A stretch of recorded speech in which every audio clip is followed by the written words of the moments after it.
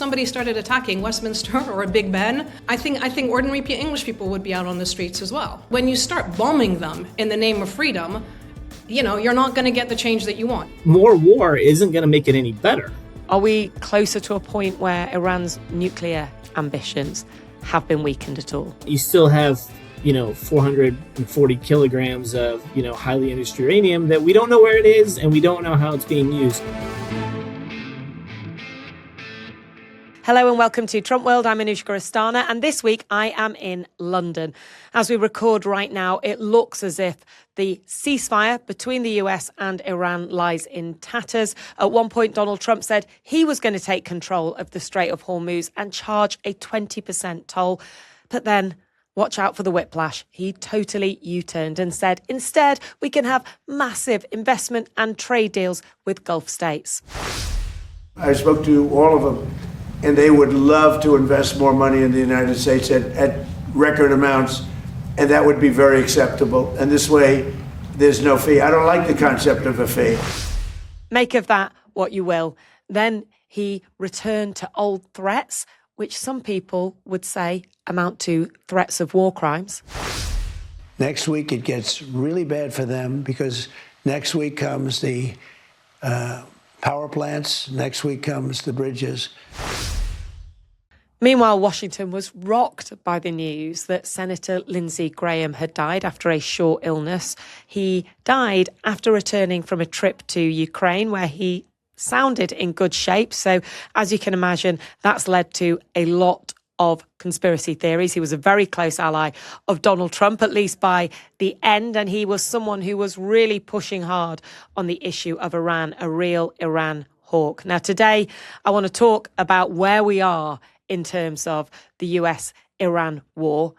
Today, I'm joined by Sanam Naraghi-Anderlini, a British-Iranian author who heads the International Civil Society Action Network, and Nate Swanson, who is the director of the Iran Strategy Project at the Atlantic Council and who spent many years working in the US government, most recently in the State Department. One thing I've heard a lot of is the idea that if America bombed Iran in the way that it did, that it would not weaken the regime, it would harden the regime. Sanam, we're at a point now where we've had a war that continues to more than rumble on. We've had a memorandum of understanding, and we feel like we're going full circle. In the light of that, is the regime stronger now than it was at the start of this? The regime is a political ecosystem or entity that from the outside, you should never try to predict what is going on. What we do see often is that when they're threatened, they coalesce.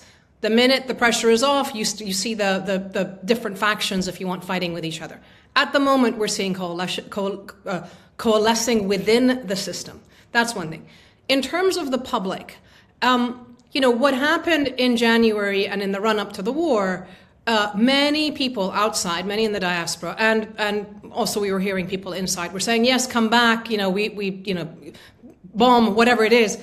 I think that it was two factors. One was that the level of propaganda and actually radicalization that was going on towards Iranians on social media and stuff is something that really needs to be looked into. Second, it was that the 12-day war back in May, June last year, it was almost like a teaser. It was like, look, they're going to come in with drones into the bedrooms of these guys. It's not going to affect anybody else. So maybe people in Iran thought that that's the kind of war that they were going to see. Those of us who were warning about it and have been warning about the Israeli intent vis-a-vis Iran for many, many years, and attacked for these kinds of, for our comments, what we were saying was that you have to understand that the war that Israel wants to wage using American forces and military might is a war against the nation of Iran. They want the country on its knees. Schools, universities, hospitals, the Pasteur Institute, bridges, etc., and people at heritage sites. People started suddenly realizing that this isn't just a war on the regime, this is a war against the country. And the Iranian national sentiment, forget about people's sentiments vis-a-vis any government, that the civilizational sentiment that people have and their tie to the country and the land is incredibly strong. So when you see it being attacked, there is, again, a natural coalescing around defending against outsider forces. And if the regime is doing that, then people are going to be supportive of the regime. You attack a country, I don't know, if somebody started attacking Westminster or Big Ben, I think ordinary English people would be out on the streets as well. Nate, you predicted what was going to unfold, and you predicted it in part because you've sat inside the government, and you've seen the warnings, and you had a sense of what might happen. Are you surprised by where we are now, and what is it specifically about the MOU that you think is unwinding? I mean, I unfortunately predicted a few bad things happening over the course of the war, so I mean, you don't ever feel good about that.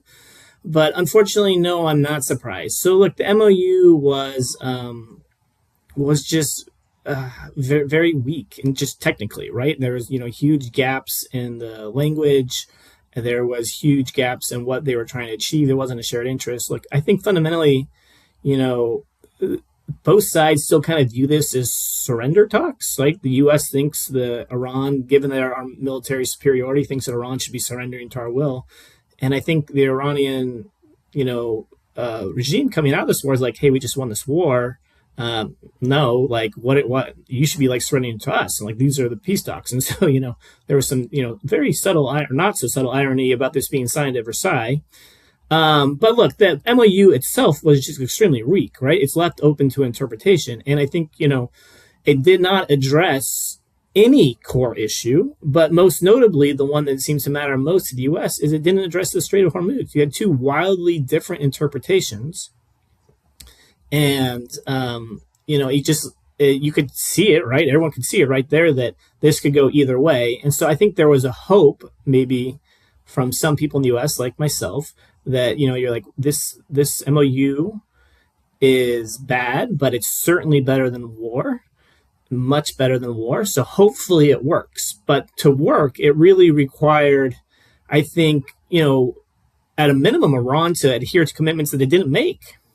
And so it's not surprising that they're not adhering to commitments they didn't make. And then obviously the U.S. isn't adhering to certain commitments it did make. And so, this was just bound for failure.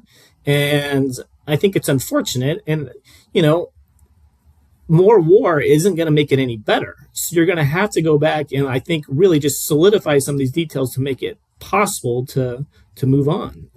But talking as you did before about the mentality of Donald Trump and the reason why he maybe came to this position, he's also a president who's facing tricky midterms, and where the cost of living problems that have been generated by this war are really, upsetting a lot of voters. I mean, he's still got his very strong base, but we've been doing focus groups, we've been listening to people, the cost of living is seen as worsening as a result of this war. What options does he have? Where do you think he goes next? Yeah, you're right. This is an extremely unpopular war, right? Because we don't actually get anything out of it. I mean, so his options are either to face reality and try to exit the war on the least bad terms possible, or he can try to double down and then seek a different outcome than happened last time. But I would say that logically that doesn't make sense. So, he's left with basically two options I think he's presented with, try to make the MOU work, recognizing that it'll be small. It will not be this grand phase 2 deal that he really wants. Maybe you can work out an arrangement on the Strait of Hormuz, and probably that's it. And then, or he can, go back to some form of war and hope that military attrition gives him a better negotiating spot. But, that hasn't worked so far. And if you look over the course of the war, Iranian demands have actually gotten more extreme, more expansive as the war went along. I mean, originally it was, survive. And then, it became, make sure that there's not a version of this war breaking out every 6 months. And then it came like, well, we should make money off the strait once that was working. Then it became Lebanon. And, now it's basically, what are you going to give us for nothing? Including we'll take all the things I just mentioned before and the Strait of Hormuz permanently. So, as we've gone along, the terms have just gotten worse and worse. I'm just not convinced, given all the economic pressures you mentioned and the fact that it doesn't seem to have any positive impact on Iranian decision-making, that the longer this goes on, the terms just get worse for the U.S. So his decision is like, keep digging or stop? There is always a very fragile, very brittle agreement that's made when we're talking about truces and ceasefires. The point, though, is that people reach what we call a hurting stalemate. It's just, neither side is winning, both sides are hurting for some reason. They come to the table with the mindset of war, but they have to make some kind of agreement. And that's where everybody else, the international community, should be coming in to undergird the system. So, to Nate's point about Article 5 of the MOU, the language, I can read it in one way, Nate can read it in one way. We can all see that there's some ambiguity in terms of what Iran's rights are, even though the territorial waters are clearly Iranian and Omani waters. Article 5 being the Strait of Hormuz. The Strait of Hormuz control. Yeah. But here, let me just put it in numbers for you. We spend more on the VAR system of the football in the World Cup to determine, whether somebody had an offside than we spend on actual undergirding diplomacy. Do you have the numbers on that? That's an amazing fact. Tens of millions of dollars are spent on just the VAR system, literally. Okay? What was put in place once the MOU was signed? Where was the UN? Where were the trusted other parties? Where were they even, I would even argue, where are the companies that are paying the price for this economic constraint to say, okay, we need implementation mechanisms, we need monitoring systems. That's what peace processes are about. You put the foundations underneath it to keep the process going. And then that helps with the confidence building that goes on. Instead of just saying, oh, there's an MOU, it's a good one or a bad one, and oops, now look what happened. There is a real abrogation of responsibility there from the part of, I think, the international community writ large in terms of enabling this to happen. Just on that point, Nate, I mean, you've done this, you've seen this, you've watched previous diplomacy efforts. I mean, Sanam's right, isn't there? There just wasn't the kind of building blocks under what looked like a fairly, flimsy piece of paper, to be honest.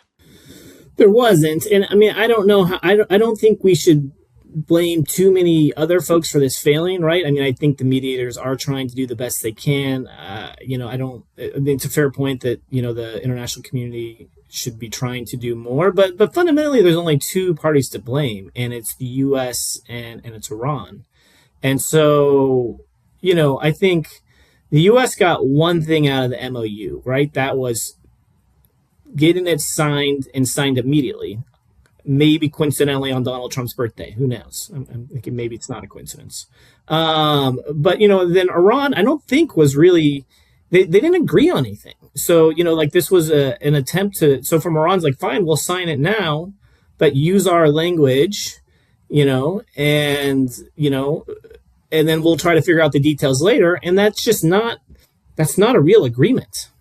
So this never actually had substance. And I agree it was like it's a ceasefire and you want to build on that. And I think I agree with Sanam that both sides recognize the diminishing returns, just catastrophically diminishing of continuing this conflict. The terms were so weak and so poorly fleshed out that it made conflict almost inevitable unless one side, in this case, Iran, over adhered to the commitments. And on that, though, is there a risk for Iran, Sanam, at the moment? Because obviously they've shown that they have a power that they haven't used before. Obviously, their control over the Strait of Hormuz has been crippling for the world economy, and people are very nervous of them continuing to use it or use it again. But over time, there are alternatives to getting oil and natural gas through that particular strait. Over time, is there a risk for Iran that actually this no longer becomes the weapon that they have now, and that there is, an incentive for them to make this MOU work without those additional demands that Nate's talking about? They have an incentive for the MOU to work. I mean, we have to understand that, I was in Washington in March, right? Nobody in DC felt the war. The cherry blossoms were out. Everybody was having a good time. Now, take that and go to Tehran, with where our relatives are, right? And it's a very different story in terms of bombs dropping next door to your house and as I say, hospitals and so many universities. Imagine Imperial College, Cambridge University, London University, or MIT, Harvard, and Georgetown being bombed. I mean, Iranians are paying an inordinate cost, and it's a human cost for this. That said, the Straits of Hormuz have, the geography is geography. Iran has been where it's been, and the Straits of Hormuz are there. And throughout history, throughout even the 8 years of the Iran-Iraq war, Iran never closed the Straits of Hormuz. This was a move that they had to make because you had two nuclear powers coming and bombing the country, two nuclear powers, right? So, can the U.S. obliterate Iran? Of course it can. They've got, the Israelis have nuclear bombs. Iran does not, right? But that's not the point. The point is that this war that we're talking about, and Nate says that, it's just two parties at the war. It's not really two parties because it does affect everybody else. And then we now have the Brits and the French sending off their frigates to do something in the Straits of Hormuz as well.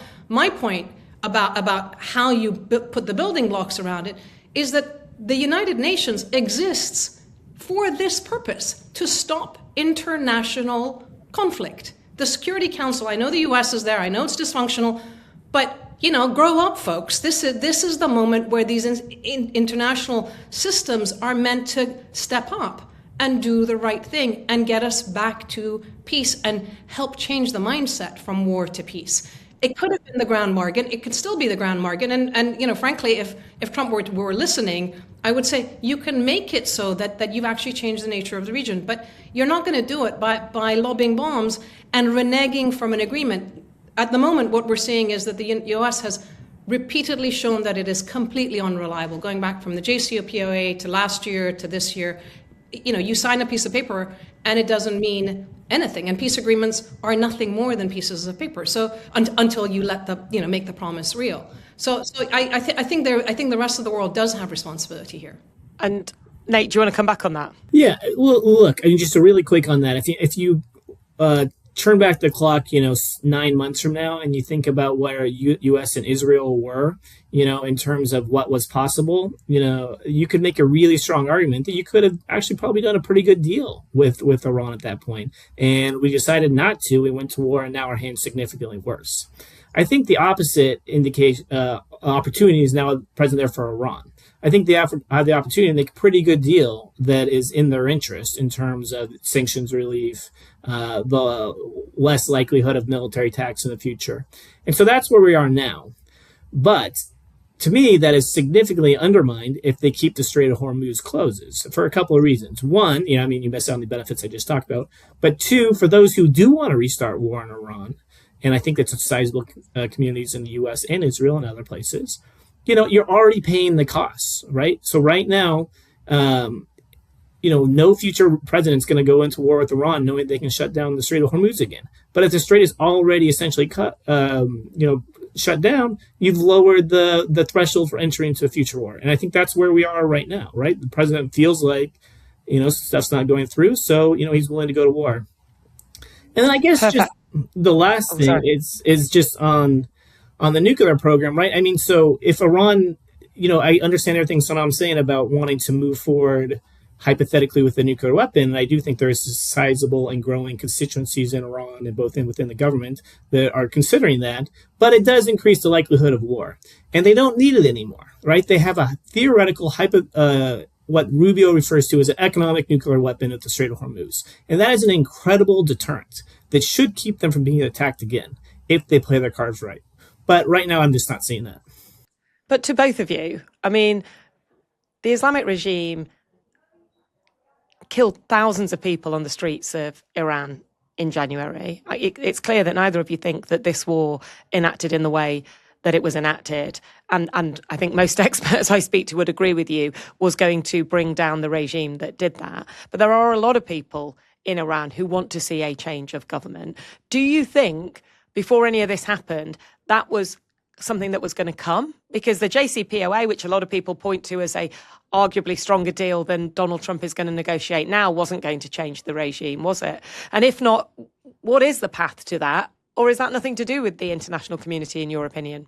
Yes, the simple answer is it's got nothing. Well, the international community, if they did not impose sanctions in the way that they've done, which has really throttled, if you want, the middle class and has impoverished people, and it's also enabled the regime and regime supporters to not only enrich themselves, but also making ordinary people dependent on the regime. Over the years that I was traveling there and doing my research and talking to people, you would see young men being forced to work for the security system because there were no other jobs. So the stick in their hand is tied to the bread on their table, basically. So, if you want change, if we want the regime to change, number one, let people breathe. Number two, look at what happened in 2022 with women life freedom. That was the biggest threat to this regime that has existed. And it was because it was ordinary people, young women, coming out non-violently, demanding change. And there were crackdowns. 500 people were killed. But within 6 months, the regime had also backed down. And the issue of the hijab is not just one of social issues. The issue of the hijab is tied to the core identity of what the regime stands for when we say Islamic Republic of Iran. The Islamic part is very much tied to how they control women. So, the changes, the real change comes from below. The demand is there if people feel safe. When you start bombing them in the name of freedom, you're not going to get the change that you want, frankly, right? If you're going to bomb their institutions and their homes and their jobs and so forth, how on earth do you expect anyone to rally and support what exactly? We have a 63-year-old former son of a king who's never had a job telling people to go out and get themselves killed, and then taking credit for bringing the Israelis and the Americans on board for a war on his own country. If that's the alternative that people are, that the international community is offering Iranians, trust me, most Iranians are like saying, no, thank you very much, we'll do it our own way. But not with bombs raining down on their heads and not with starvation and inflation at their door in the way that the international community has imposed. Although there is another argument that people make, which is you actually had to go further to get regime, like what Trump had failed to do was to actually have a fuller plan, having worked with the opposition in the country, having, you know what I mean? That there is the other side of the argument, which is that regime which external regime change processes worked? It doesn't work. And again, I'm going to bring it back to the Israelis. Let's say tomorrow you put me and I become president, okay? As if you have a legitimate democracy in Iran, one of the things that they're going to do is they're going to look around the region and the world, and they're going to point out, egregious human rights abuses and issues of genocide, whether it's Israel or whether it's China. That's what strong democratic forces do. So that's not what the Israelis want. The Israelis want Iran to be on its knees in the same way that Iraq is, in the same way that Syria is, in the same way that Libya is. They don't want something that is going to stand up to their power. So you have to look at it regionally in terms of really what's going on. It's not just about Iran, but the change in Iran will come from within. It comes from its own people. It's not going to come from Mr. Trump or any outside force. Do you agree with that, Nate? And also one thing that some of your previous colleagues have said to me, which always makes me amazed, is that they argue Trump will have been told that if you do this, you're only going to end up with a harder line government at the end of it. I agree with everything Sanam said, all of the major conclusions. I think there has been a decades-long problem within the U.S. government that somehow we think we will control the fate of what happens inside Iran. And, this isn't new. It goes back a long time. It probably goes back 47 years. Well, I guess much longer if you look at history. But, we don't. And so what you've seen now is maybe just the truest and most cynical version of that, where there is this, naive perspective that somehow, bombs will lead to regime change, whether it's, Pahlavi coming to power, Ahmadinejad, or any other version that's been put out there. It's absurd. And I think, it is frankly shocking given how many times it's been tried around the world and how often it fails that it continues to happen. So, I think that is right. But on the information coming to Trump, because the administration's at war with itself and it continues to leak intelligence assessments, we get a pretty good idea of what's going to the White House. And you know what? They're pretty good. They said, and this intelligence has been leaked, that the regime would be emboldened. They said that Pahlavi did not have, extremely wide base. They said that, this was not going to lead to regime change, and that the MOU, that Iran was not, most recently, the Iran wasn't incentivized to do a big nuclear deal. So, I think the information going to the president and his cabinet is actually quite good, and I think the bureaucracy is quite strong, both in intelligence and in state and elsewhere.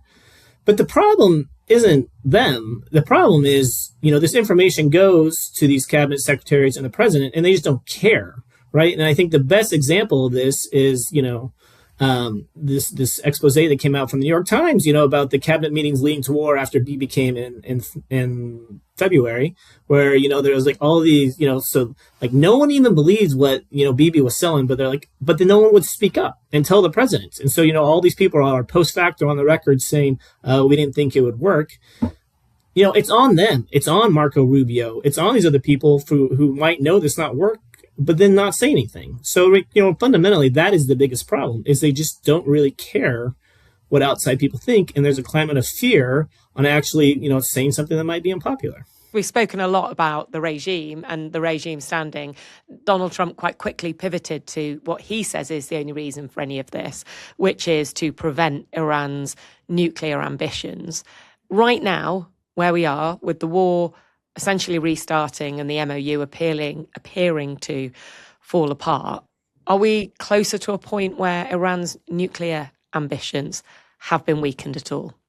The nuclear program is still a massive and long-term threat to the U.S. And I think, as we've learned, from this war and even the 12-day war, there's not a military answer to this, right? I think this is a core U.S., European, Israeli concern, and it is something that needs to be addressed diplomatically. So, it's been set back, certainly, with the 12-day war, but you still have 440 kilograms of, highly enriched uranium that we don't know where it is and we don't know how it's being used. And so that is a major problem. And, Iran has shown in the past a willingness to, one, both, not actually go for an actual weapon, but to negotiate it. So, this is where we should be focusing. But look, if just going back to Sanam's opening comments, the regime has coalesced around survival right now, right? And so, why would they actually, negotiate a big, significant deal with an administration they don't like, they don't trust, and actually not just don't like, they have personal animosity towards Trump, right? Given the fact that he's engaged in these two wars, that he's pulled out of the JCPOA. So, I think, the best we can hope for right now is what's actually the best part of the MOU in my mind, which is, Section 9, which says, the status quo just stays in place for now, right? Iran's not doing anything on their nuclear program, but it just buys time. And that is the best part of the MOU. The status quo holds, no enrichment right now, no new development, but that is a short-term answer only, and it's going to have to be addressed comprehensively at some point. I just don't have any confidence that it's going to be done during this administration. Sanam?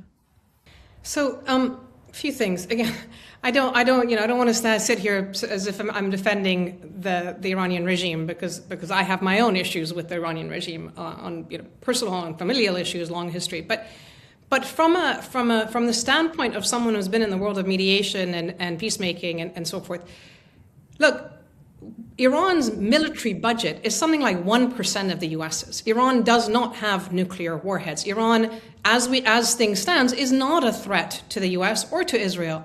The United States and Israel have just proven themselves. It's a threat to Israel in terms of its missiles.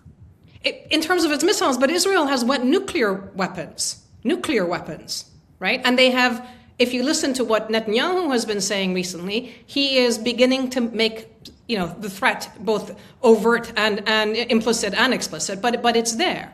So, but to suggest that the possibility of a country having nuclear weapons is a greater threat than the countries that actually have it is a little bit of cognitive dissonance. That's just one thing.